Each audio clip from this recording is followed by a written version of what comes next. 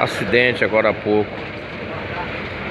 aqui na aldeia indígena entre Grajaú e Barra do Corda.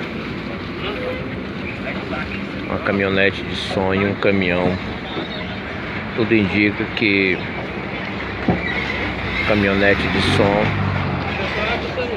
freou e a carretinha provavelmente desequilibrou e bateu de frente com o caminhão.